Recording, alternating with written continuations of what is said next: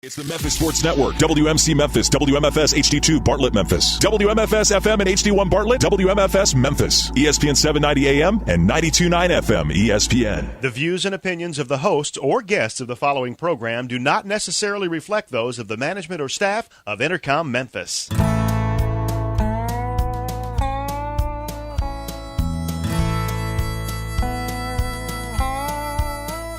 Watch the sunrise, new day's dawning, and it's calling you and me.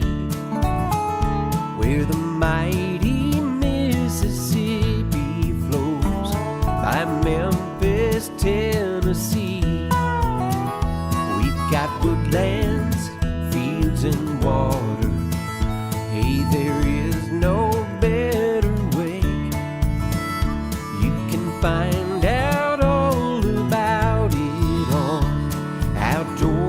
Larry Ray. Make some time, take the family, ask a friend, but don't delay. Listen up and learn about it all.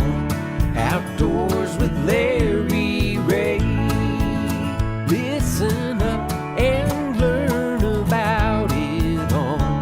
Outdoors with Larry. Good Saturday morning and welcome to another edition of the award-winning Outdoors with Larry Ray on ESPN 790 AM. Brought to you proudly by Tennessee Wildlife Resource Agency, Barton Power Sports, Sportsman's Warehouse, and Best Care Home Services. Now, here's your host, Larry Ray. Hey, good Saturday morning. Welcome to Outdoors with Larry Ray on this fifth Saturday of the month, September the 30th. And we start October tomorrow, and that fifth Saturday means that it's bonus time for Gene Smith. He'll be right back in here next Saturday for Open Mic Saturday. We will have that next. Yes, sir, 10-4. That 10-4 and 7-8. But we will have that next Saturday. And, of course, Charlie, you don't need your earmuffs on because we're just going to talk. But if you like them on to stay warm. He looks good with them on. Well, he does. He looks very professional. If he would just not put them on backwards. You know, but it's hard to talk. Charlie, Good morning, Larry. That's what it sounds like when he got him on backwards. Good morning. Charlie Covington is in here on Fifth Saturday also. Got a special guest going to come up here in just a few minutes. He's almost a regular. We may have to put him on the webpage. Yeah, I know. Yeah. Put him in the diner. Have to put him in the diner. Yeah, maybe. he could wash dishes. Yes, he could. We could have him in the back there. But got two special guests in studio this morning. Did you know that? Yeah. All right. Who are they? I give up. Okay. No, it's not that one. Oh, not that Not one. only do we have Johnny McFarland, which we'll be talking to in a little while. The man is with the Mid-South chapter of Quail Forever, but he is all over. He's a regular on this, and we're going to talk to him about some big events coming up, what's happened in the past, and we have a little surprise, too, that no one knows about but me and Johnny. And then, of course, Greg Ratliff is not here. He's doing his other third job or whatever it might be. You know who comes in if Greg can't do it? He calls on Stuart Saddles. Number two man. Yes, I wonder he when is. he sleeps. Who, Greg? Yeah, Greg. Well, I was wondering about Stuart. He's fast asleep right now. You know, that's Saturday. Second job too, and that's a pretty good. I played golf earlier this week with a gentleman that you know, Ted Rasback, and he had on a hat that said 222.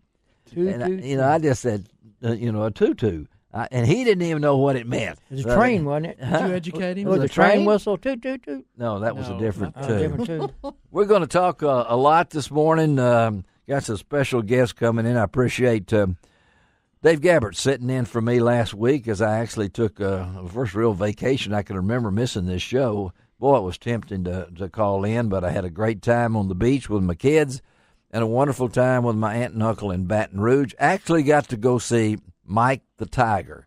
And I think this is Mike number 7, if I'm not mistaken. And get this, guys. He lives in an $11 million facility on the campus of LSU. Wow. $11 million. And he's a young pup. He's only 3 or 4 months old, I think.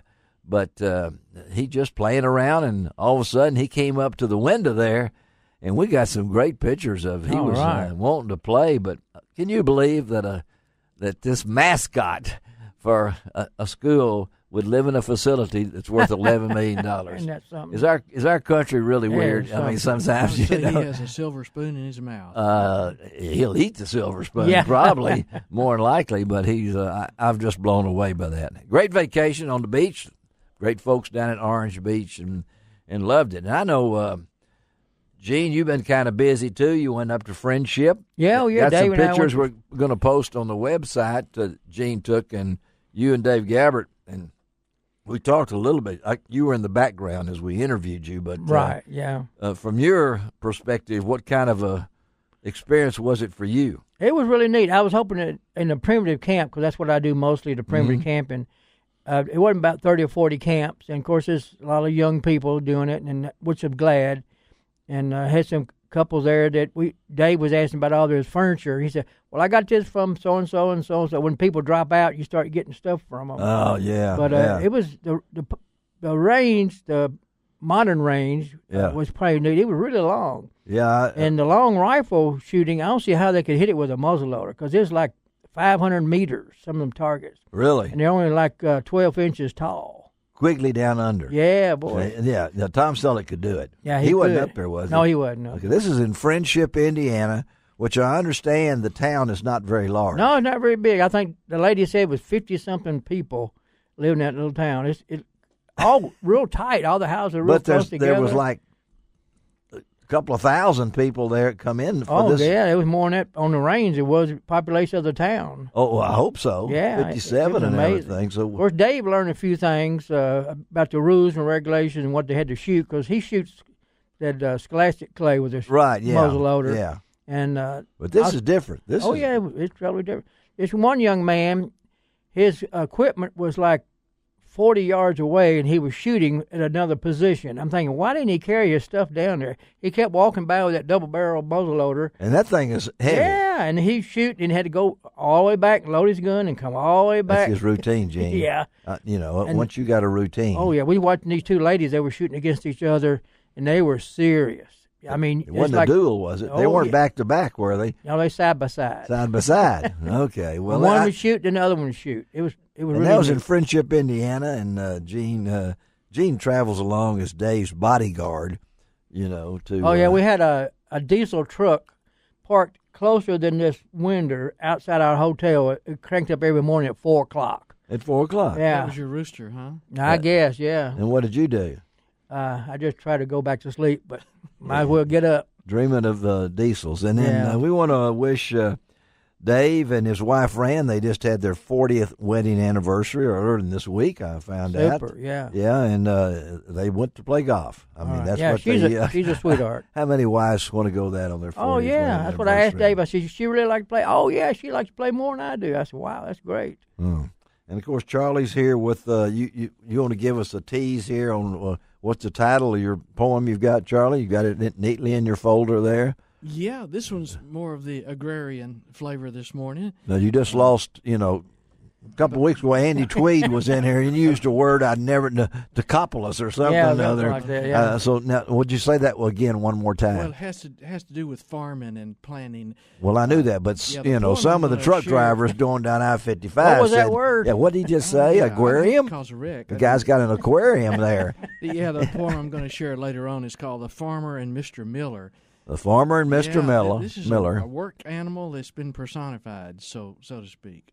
Oh, there I go. Personified. Yeah, we hadn't even been on the air in 10 minutes. We hadn't talked about food, but we got 2 words from Charlie in there. Yeah. This is a special beast of burden. A beast of burden. Yeah. Okay. And then, of course, Johnny McFarland's in here. He's got some great stuff coming up, and we're going to devote a lot of that. And Johnny, swing it over to him just for a second there. Hey, good morning, Larry. There you go. Well, man, he sounds as bad as I do. He's got gravel.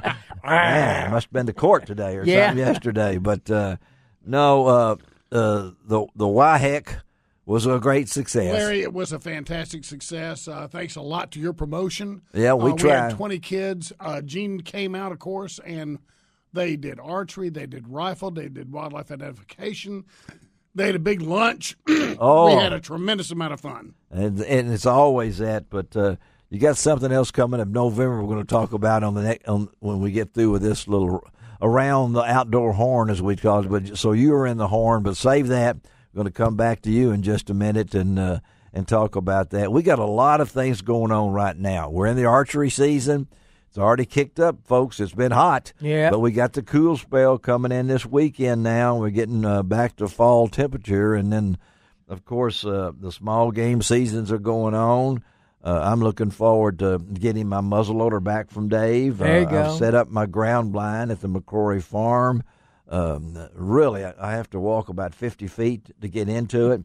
And we've got everything set up. And I just got my wife, thanks to Kirsty Pike and the folks at Pros Hunting Apparel for Women, I have now fixed up Miriam. All my right. wife is ready. All right. A nice top, nice bottoms to keep her warm, and it was wonderful. And if you never go to Pros, Proise, if you think women's clothing has not, women used to have to just wear the Had to wear the men's clothes. the men's clothes, Yeah. and there's a difference. It is. I noticed built that when I was a teenager. Yeah, right. So yeah, I did, yeah. And so and Kirsty was on the show a couple of weeks ago, and she's come out with some new warm weather, cold weather clothing for women, and it's got little places to put your heating pads in.